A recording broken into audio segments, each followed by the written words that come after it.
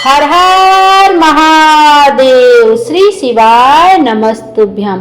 ओम त्र्यंबकं यजामहे सुगंधिं पुष्टिवर्धनम् उर्वारुकमिव बन्धनान् मृत्योर्मुक्षीयमामृतात्।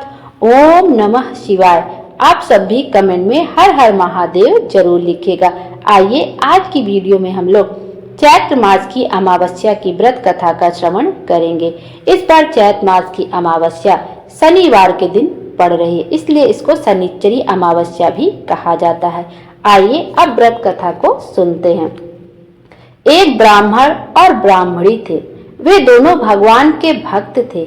घर में सब कुछ था पर उनके कोई संतान नहीं थे। इसके कारण वे बहुत अधिक दुखी रहते थे। एक दिन ब्राह्मण ने अपनी स्त्री से कहा, मैं वन में तपस्या करने के लिए जा रहा हूँ।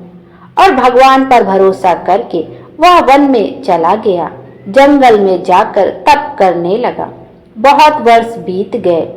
उसको वैराग्य हुआ कि अब वह अपना जीवन समाप्त कर देगा।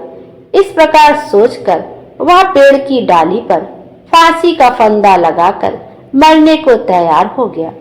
तब सुख अमावस्या प्रकट होकर बोली, देख ब्राह्मण, तुम्हारे 7 जन्म तक तो कोई संतान नहीं लिखी है। तुम्हारे भाग्य में कोई संतान नहीं लिखी है, लेकिन मैं तुम्हारी तपस्या से बहुत अधिक प्रसन्न हूँ, तो मैं तुम्हें 2 कन्या का वरदान देती हूँ। एक का नाम अमावस्या और दूसरी का नाम पूनम रख देना। और अपनी स्त्री को कहना कि हर अमावस्या का व्रत करे, उपवास करे।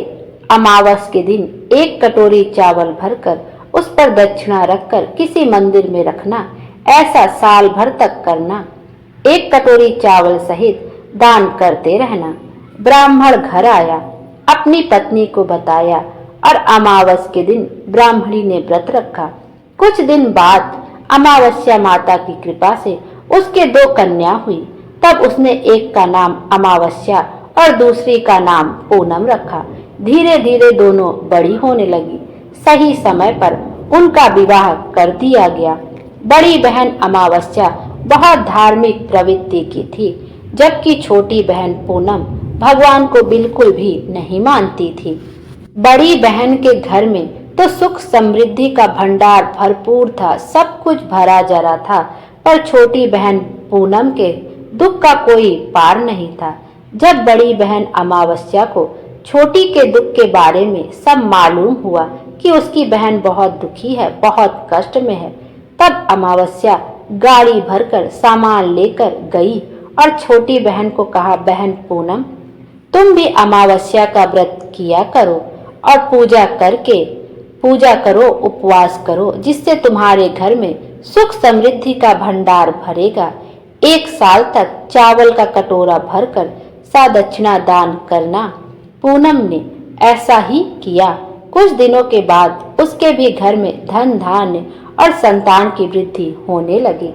इस प्रकार जो भी सुख अमावस्या का व्रत विधि पूर्वक करेगा, उसके घर में सुख समृद्धि का भंडार भरेगा। माँ सुख अमावस्या पूर्ण करेंगी। बोलो अमावस्या माता की जय, बोलो शंकर भगवान की जय, बोलो शनिदेव महाराज की जय। इस कथा को कहने में मुझसे कोई त्रुटि हो गई, भूल चूक हो गई तो मुझे क्षमा कर दीजिएगा। भोले बाबा हम सब की मनोकामना पूरी करें और हमारे जीवन को खुशियों से भर दे। Thank you.